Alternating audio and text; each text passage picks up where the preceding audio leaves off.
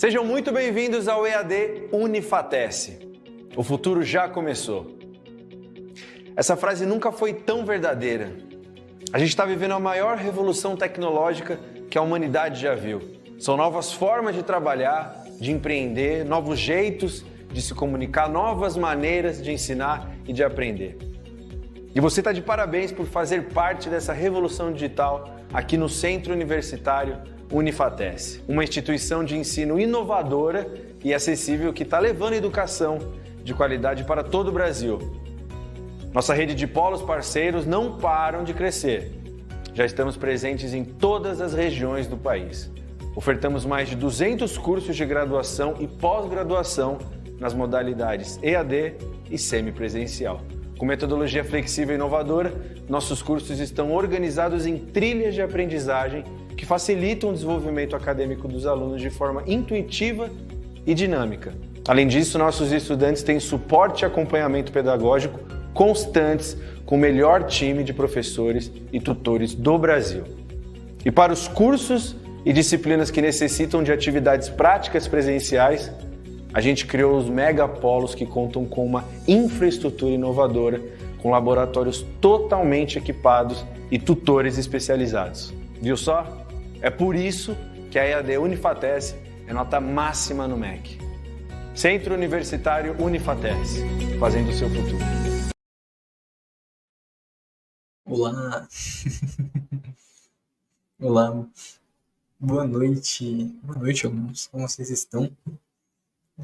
Eu sou o tutor Lucas e hoje vou estar aqui acompanhando a aula com vocês. Eu vou estar aqui mediando, de forma que eu estarei tirando as dúvidas de vocês no chat, né? Enviando a lista de presença, voltando ao final da aula para fazer algum comentário aí, né? As coisas que forem mais perguntadas por vocês. Bom, enquanto o pessoal não está chegando aí, eu vou me apresentar. Sou o tutor Lucas, sou formado em Engenharia Elétrica e atuo, né, respondendo vocês, né, na TS, tirando dúvidas, né, na parte também pedagógica, arrumando questões, corrigindo textos, etc. Bom, vocês podem mandar as dúvidas no chat durante a aula, que eu vou estar respondendo vocês ou voltando aí no final para comentar, beleza? Então, em breve eu vou passar a palavra ao professor e lembrando, é importante que vocês assinem a lista de presença, ok? Então, ela vai aparecer mais ou menos no meio da aula, uns 15, 20 minutinhos aí, tá enviando ela no chat. Vocês preenchem ela com seu nome, RA e o curso de vocês. Uma dúvida frequente seria o RA, né? É o número da sua matrícula, né? O número que você usa para acessar o seu Moodle, beleza? Mas caso porventura você esteja lembrando, não entre em desespero, tá? O nome completo aí já vai solucionar tudo isso da lista de presença, beleza? Então, agora eu vou passar a palavra ao professor e volto ao final da aula para conversar com vocês. Beleza? Até. Olá, pessoal, tudo bem? Bom, essa é uma aula de revisão onde a gente vai ver, basicamente, de uma maneira resumida, todos os tópicos, todas as unidades que a gente viu até então, nas aulas de número 1 até a aula de número 8, tá? Bom, dentro da proteção contra incêndios e explosões, que é a disciplina que estamos vendo no momento, nós vamos então comentar sobre isso, fazer um englobado aí para fechar bem a disciplina, tá? Antes de mais nada, eu gostaria de me apresentar mais uma vez. Eu sou a professora mestre Ana Carolina Silveiro. Bom, vamos lá. Pessoal, sobre mim, tá? Só retomando um pouquinho antes da nossa revisão. Basicamente, sou engenheira civil, também sou mestre em engenharia civil. Além disso, eu sou perita judicial e, para fechar mais um pouquinho de trabalho, eu sou professora universitária, tá? Eu dou aula na graduação, dou aula na pós-graduação, tanto no presencial quanto na educação à distância. Bom, o que vocês precisam saber sobre mim é isso, e vamos lá. Introduzindo ao tema, pessoal, parte de introdução. Unidade número 1, tá? Na unidade número 1, nós vamos ter aí 3 tópicos. Para cada unidade, nós vamos ter aí 3 tópicos, tá? Primeiro tópico da unidade 1, tópico 1, comportamentos do fogo, tá? O que a gente viu, então, sobre o comportamento do fogo? Basicamente que o fogo se comporta de acordo com o tipo de material que ele se propaga. Por exemplo, né, se eu tiver um incêndio, né, que acontece em uma fábrica de papelão, ele vai se dissipar muito mais rápido do que se eu tiver um incêndio em uma fábrica de ferro, por exemplo, tá? Então, o comportamento do fogo, ele depende especificamente do material que ele se propaga, tá? Nós vimos também sobre as questões lá no tópico 2, combustíveis, tá? O que são esses combustíveis? Combustíveis são os materiais, são os elementos, né, que vão ajudar a dar origem ao fogo, tá? E consequentemente a gente precisa saber analisar esse comportamento do fogo. Os combustíveis, eles podem ser divididos aí em 3 classes, né? Gasosa, sólida e líquida, tá? Basicamente é isso. Cada combustível pode ter esse tipo de fase, tá? De estado. Bom, agora, gente, sobre o tópico 3, nós vimos isso aqui lá na unidade 1 também, né? Fechando lá no finalzinho da aula de número 2, foi o ponto onde a gente viu. E o que basicamente a gente entendeu? Nós entendemos e aprendemos um pouco mais sobre as fases de incêndios e as fases de explosões, certo? Bom, quais são essas fases? As fases, pessoal, elas na verdade são 4, né? Então nós temos a fase inicial, que é a primeira fase, depois nós temos uma segunda fase, temos uma terceira fase e temos a fase final, tá? O que acontece em cada uma dessas fases para a gente retomar? Em primeiro lugar, acontece o início, a propagação do fogo, que vai ocasionar um incêndio. Então, no início está começando o fogo, teve a união do combustível com alguma coisa que deu ignição, que deu origem ali ao fogo, né? E um material que ajudou ali a acontecer esse incêndio. No início, na fase inicial de um incêndio, que pode acarretar ou não numa explosão, o que acontece, né? Não tem muita fumaça, aliás, não tem fumaça ainda, né? A gente só vai tendo o início do fogo, é onde ele vai começar a aumentar gradativamente, até que a gente chega numa segunda fase do incêndio, tá? O que acontece? Nessa segunda fase começa a formar a fumaça e gradativamente o fogo vai aumentando. Até que a gente chega na terceira fase, que é aquela fase contínua, aquela fase onde normalmente é onde fica por mais tempo o meu incêndio, né? Então, o que acontece ali naquela fase? A quantidade de fumaça, ela vai aumentando e já está em grande quantidade, tá? E aí o incêndio continua, né? Ele continua, já está num padrão contínuo, até que no finalzinho dessa terceira fase, início da fase final, o fogo começa a baixar, né? Porque o oxigênio já foi consumido, principalmente se isso estiver em um local fechado, né?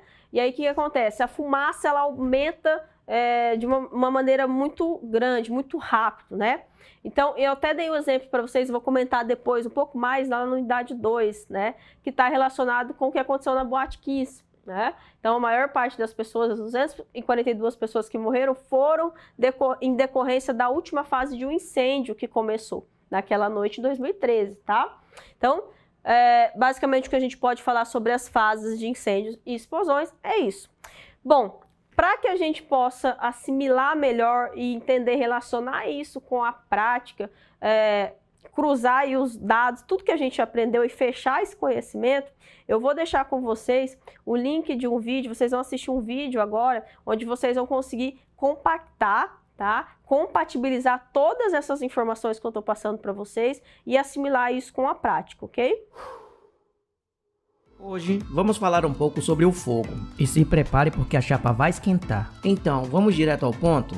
Você já se perguntou o que é o fogo? Para se fazer a prevenção e o combate efetivo a incêndios, deve-se conhecer a mecânica do fogo em todos os seus aspectos. Definição: fogo é o resultado de uma reação química exotérmica de rápida oxidação, que denominamos como combustão, que é a energia desprendida em forma de luz e calor. Conforme a NBR 13.860, fogo é o processo de combustão caracterizado pela emissão de calor e luz. Existem 3 elementos básicos para dar início à combustão, que é o combustível, comburente e a fonte de ignição, que forma o triângulo do fogo. E durante suas sequências de reações químicas que ocorrem, é que citamos o 4º elemento da combustão, formando o tetraedro do fogo. Vamos falar um pouco desses elementos? Combustível é todo elemento ou material, sendo ele sólido, líquido ou gasoso, suscetível a pegar fogo, fornecendo energia para a queima, como por exemplo o papel, álcool e o gás GLP, aquele de cozinha. Comburente é todo elemento que, associado quimicamente ao combustível, é capaz de fazê-lo entrar em combustão, sendo o oxigênio mais conhecido. Fonte de ignição: fonte externa de calor capaz de dar ignição entre a reação do combustível e o comburente. Reação química em cadeia: sequência de reações que ocorre durante a combustão, produzindo chamas autossustentadas enquanto houver combustível e comburente. Então, citamos bastante a combustão, mas aí o que é combustão? Combustão é a classificação do comportamento do combustível quando ele é aquecido, em uma reação exotérmica de rápida oxidação que ocorre entre o combustível e o comburente. Também temos os pontos de temperaturas, como o ponto de fulgor, ponto de combustão e ponto de ignição. O ponto de fulgor é a temperatura mínima onde o combustível começa a liberar vapores inflamáveis, só que ainda em quantidades insuficientes para manter a queima. Ponto de combustão é a temperatura onde a quantidade de vapores inflamáveis já é suficiente para manter o processo de queima. Ponto de ignição é a temperatura onde a quantidade de vapores inflamáveis é tão intensa que pega fogo só pelo contato com o oxigênio por autoignição. Bom, e para finalizar esse vídeo, vamos falar de forma bem resumida sobre a pirólise. A pirólise é uma transformação química que acontece por aquecimento de um material sólido combustível, que entra em decomposição térmica sem a formação de chamas. Bem, deu para ver que com as chamas controladas, nem deu para esquentar a cuca com o assunto. Espero que você tenha gostado e, se possível, sinaliza isso através do like. E muito obrigado e até a próxima. Certo, pessoal? Conseguiram ver o vídeo? Muito interessante, né? Esse vídeo ele mostra certinho aí como que a gente consegue relacionar tanto direto quanto indiretamente cada um desses tópicos. Bom, vamos continuar agora, tópico unidade 2. A unidade 2 também tem 3 tópicos. Dentro desses tópicos nós vamos estar falando especificamente sobre legislação. O que é legislação mesmo? São as leis, pessoal. Então nós vamos ter aí tópico 1, leis municipais. Tópico 2, leis estaduais e tópico 3, leis federais. Bom, o que nós precisamos entender basicamente sobre isso? Lembra que lá nas aulas de número 3 e 4 eu falei para vocês que as leis elas eram sempre, nós podemos ver como uma escadinha, né? Onde eu tenho o primeiro degrau municipal, o segundo degrau estadual e o último degrau federal. O que acontece com cada uma dessas leis, pessoal? A lei federal embasa todo mundo e não é embasado por ninguém. E a lei municipal é embasada por todo mundo, mas não embasa ninguém, tá? E sobra aí a intermediária, que é a lei estadual. Essa lei estadual, ela é embasada pela federal e embasa a municipal. O que a gente precisa entender depois desse resumido aí? Nós precisamos entender que uma lei jamais deve anular a outra, tá? Isso quer dizer que se um município quiser desenvolver uma determinada lei voltado para incêndios, explosões, proteção disso na sua cidade, ele pode. Porém, ele não pode desenvolver essa lei anulando outras leis que estão acima do município. E essas leis seriam as estaduais e as federais. O que nós devemos fazer? Isso deve acontecer. É a questão da complementação de lei, tá? Então, eu posso sim complementar uma municipal respeitando a estadual e a federal, como eu posso sim complementar uma estadual respeitando uma federal, tá? Complementação, posso e devo. Agora, anulação de outras leis, jamais, tá? É importante entender que essas leis aí, elas precisam estar conectadas, né? E também nós precisamos respeitar, e como responsáveis técnicos, né? É importante que a gente tenha uma convivência aí e passar, sempre que possível, essa visão técnica para ajudar a complementar essas leis, tá? Eu lembro, pessoal, que, ressaltando aí, eu trouxe para vocês lá nas duas aulas lá, de número 3 e 4, nós vimos lá até o exemplo de uma questão que aconteceu lá na Boate Kiss. Comentei um pouquinho anteriormente nessa aula de revisão, mas comentando agora de uma maneira mais aprofundada, nós vimos sobre a Boate Kiss, né? Nós vimos que isso aconteceu em 2013 e uma questão que eu acho que deve ter ficado aí na cabeça de muita gente é que em 2013 ainda se obedecia leis do município, do estado lá do Rio Grande do Sul, lá na cidade de Santa Maria, na ordem do ano de 1990. Então, veja, 13 anos sem modificações, sem avaliação, sem verificação, né? Muita questão de normas, leis, de vistorias que não aconteceram, mas que a gente não vai entrar nesse mérito. Mas percebam a importância disso, que muitas vezes se deixa de lado, mas olha a situação, a catástrofe que aconteceu por conta da não verificação ou da não importância adequada a esse tipo de lei, as leis no geral, tá? Então, e o que aconteceu depois disso, né? Aconteceu o que, infelizmente, eu venho batendo na tecla aqui para vocês que não pode acontecer, né? As pessoas, os responsáveis ali daquela situação, eles visaram muito mais a situação de combate e não na prevenção. Só se passou a pensar devidamente na prevenção nesse caso em específico depois de 2013, quando surgiram normas estaduais, normas municipais, até federais, voltadas para situações de incêndios. Mas vejam, depois de 242 pessoas morrer ali em uma situação nem de incêndio, mas em consequência de uma fase do incêndio, que foi a fase de fumaça, tá? As pessoas morreram intoxicadas. Então vejam a gravidade, tá? Isso é muito importante.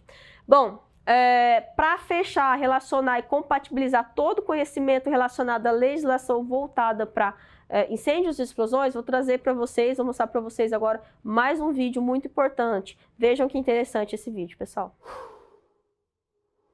Nós já falamos aqui no canal sobre o Poder Legislativo.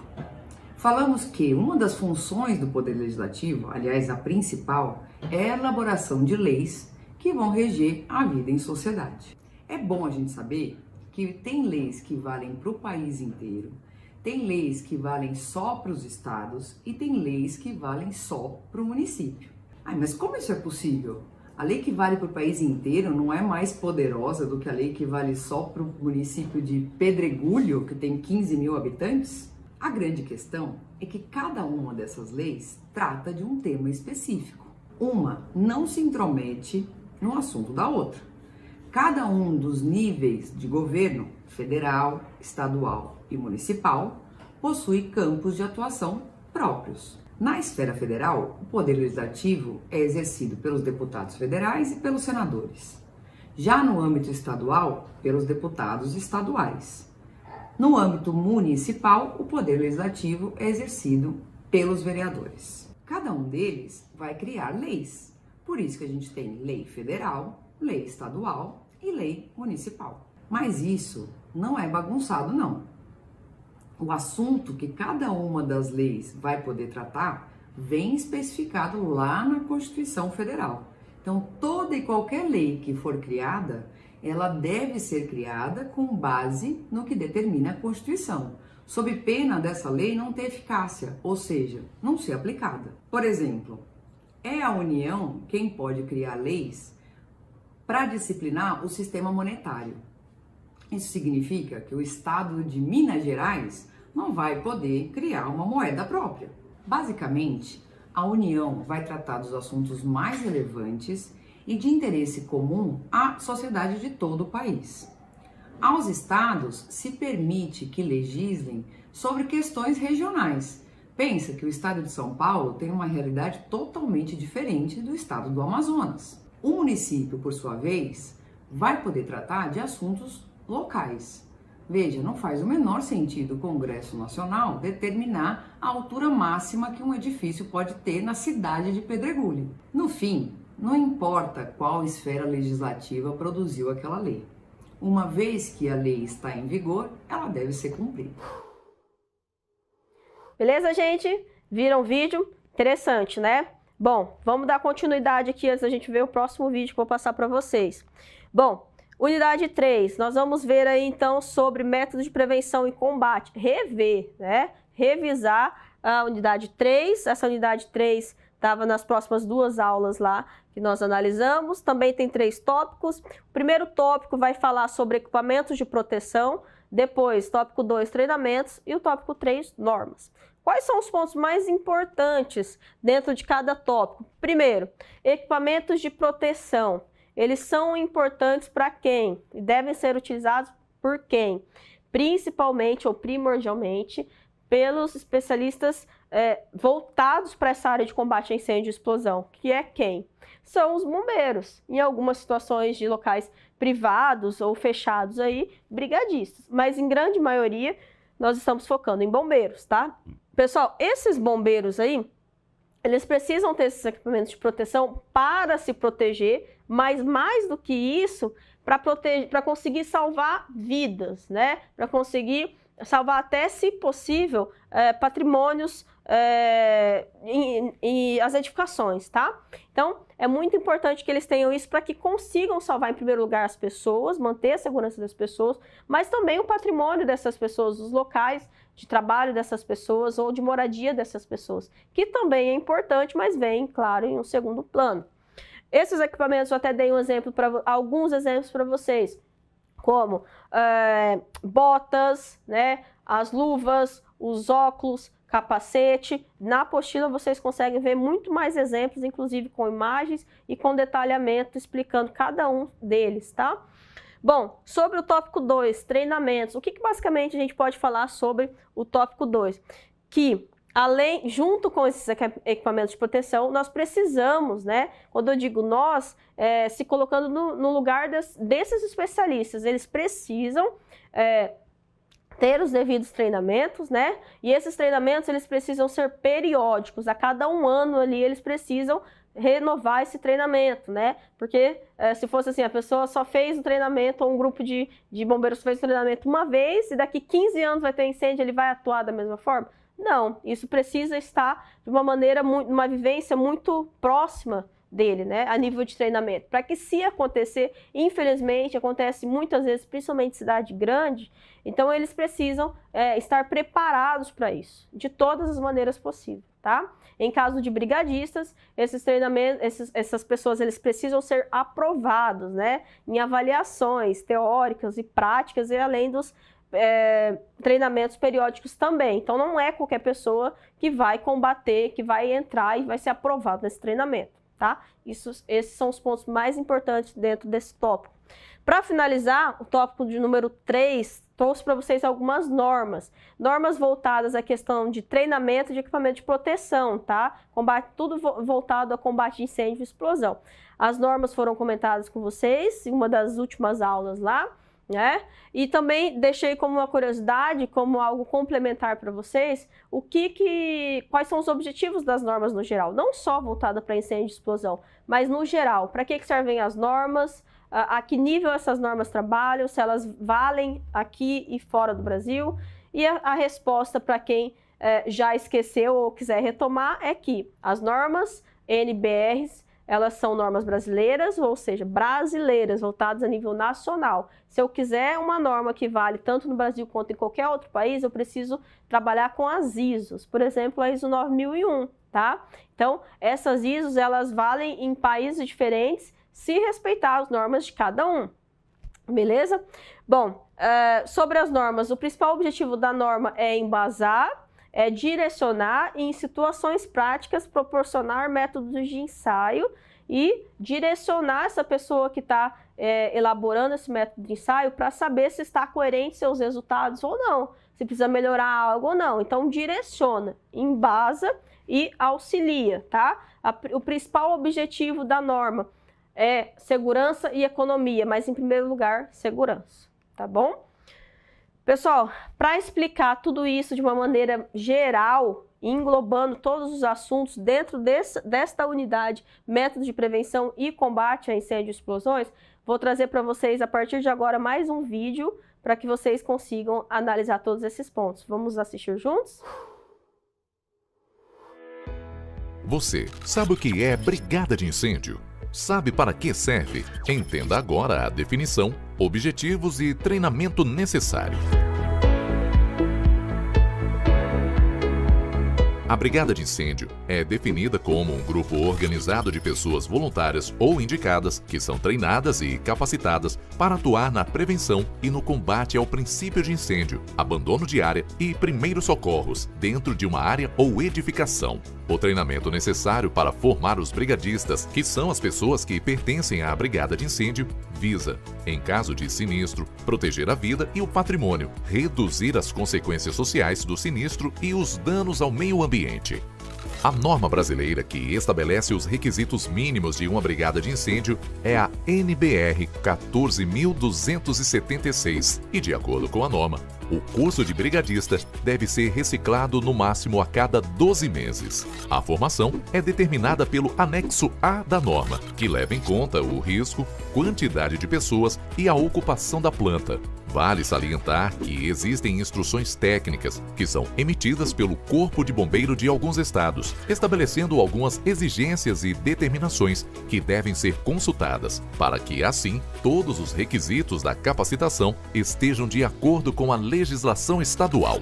O INBRAEP, Instituto Brasileiro de Ensino Profissionalizante, possui o treinamento para a capacitação das brigadas de incêndio na modalidade presencial e online, elaborado e validado conforme norma brasileira e Secretaria da Educação, possuindo um quadro técnico com profissionais qualificados e habilitados. Na modalidade online, o profissional terá acesso a uma plataforma de ensino que possibilita um aprendizado exclusivo, sendo rápido, prático e eficaz, onde o certificado digital é gerado automaticamente após a conclusão e o original enviado para o endereço de cadastro pelos correios. Lembrando que para o treinamento online, toda a parte teórica poderá ser realizada na plataforma de ensino do INBRAEP e a parte prática deverá ser realizada na empresa, para que o profissional conheça a planta, rotas de fuga, equipamentos, procedimentos e sistemas utilizados na empresa. São milhares de empresas e profissionais já certificados pelo INBRAEP em todo o Brasil. Não perca mais tempo. Cadastre-se já. Se você busca segurança em treinamentos, conte com o INBRAEP. Sua segurança começa aqui. Legal, né, pessoal?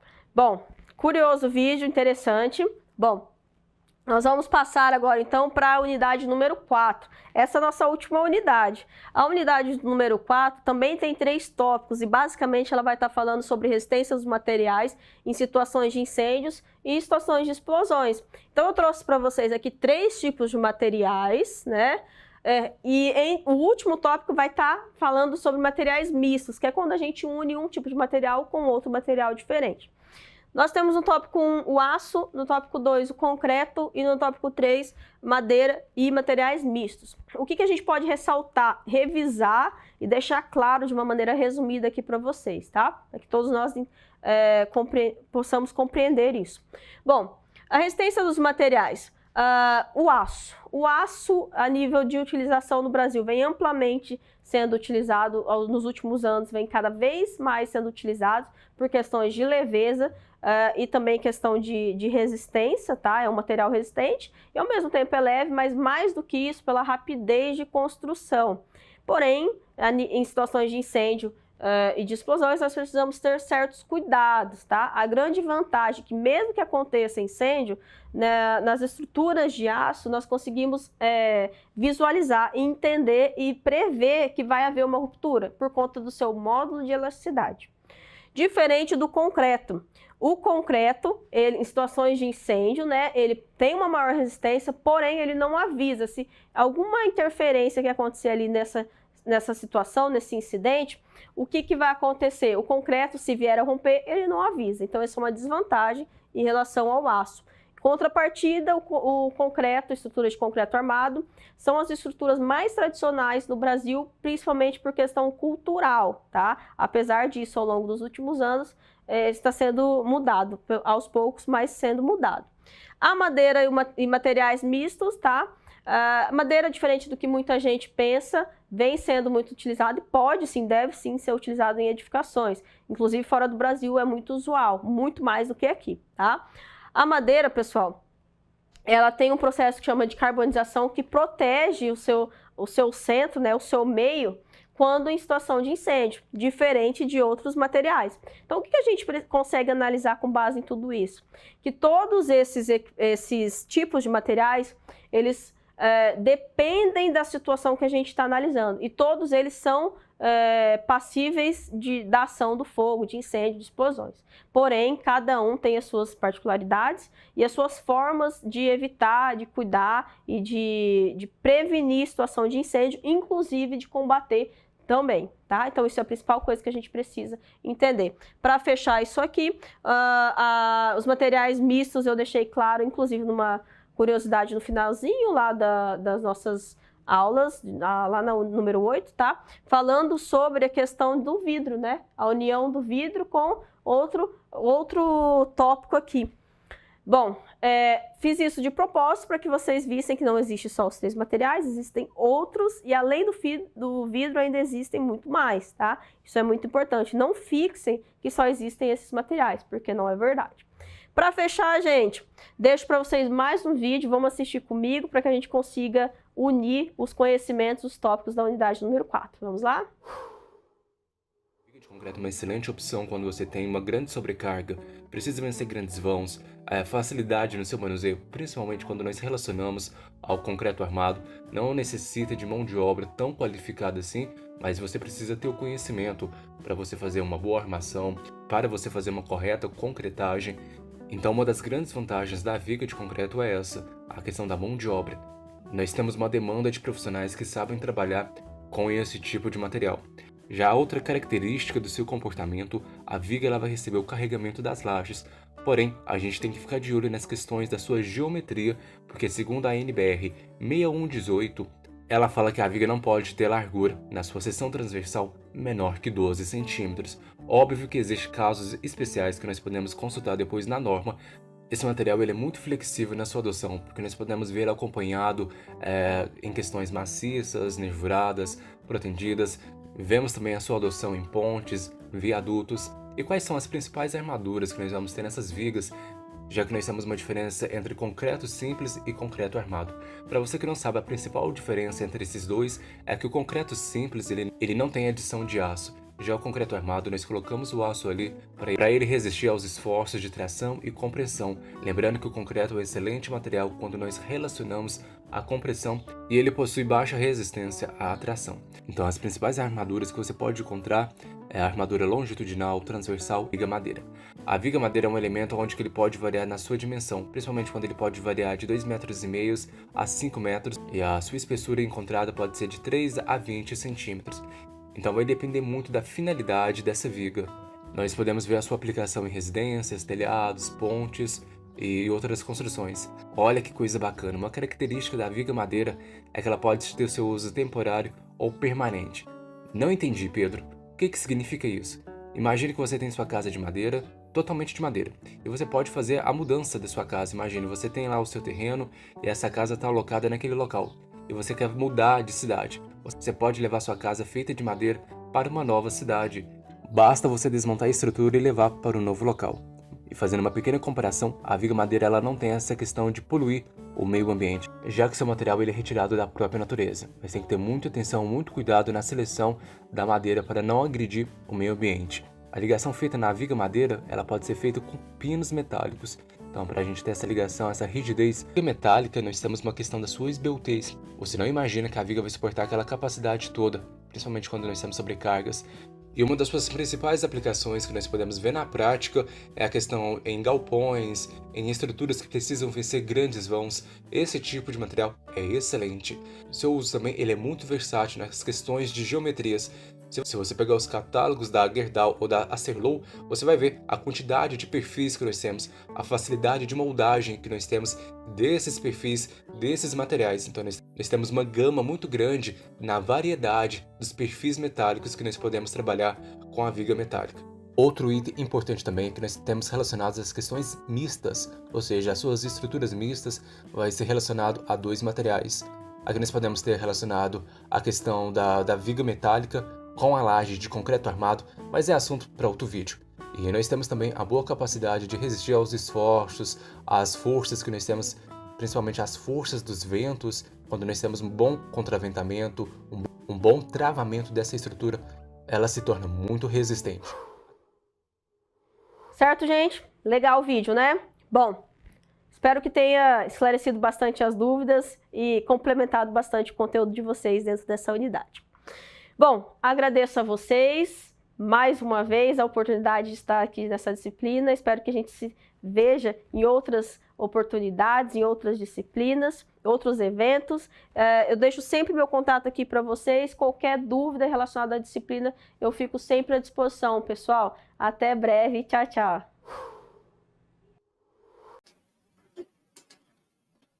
Opa! Bom, gente, voltando aqui, essa aula é incrível. Aprendi muito tanto quanto vocês, né? A gente acompanhar a aula e revisar o conhecimento. Bom, eu estive aí no chat, né? Mandei umas coisinhas aí para vocês e dei aquela interagida. Bom, agora não teve uma dúvida muito frequente para abordar no final da aula, né? Acredito que é uma aula tranquila, muitos vão assistir ela de forma assíncrona, né? Vão ver ela depois de ser lançada e outros estão acompanhando aqui, inclusive parabéns a todos que estão acompanhando essa aula ao vivo, né? Assim, de extrema importância, né? Você tá aqui ao vivo para poder se comunicar, trocar, né, uma ideia com o professor, ter aquele contato, mas para quem está acompanhando, né, posterior à gravação da aula, não se preocupem, a gente está aqui nos canais da TES para tirar as dúvidas de vocês, e o professor muitas das vezes ele deixa o e-mail dele durante a aula para responder, né? Bom, então é isso, gente. Desejo a todos uma boa noite. Qualquer dúvida, entre nesses canais aí que a gente vai estar respondendo vocês. Não esqueça de assinar a lista de presença, lembrando que nela você avalia a aula e escolhe o tema da próxima aula. Beleza? Então, vamos nos ver aí mais vezes. Pode apostar que sim. Então, uma boa noite e tchau, tchau.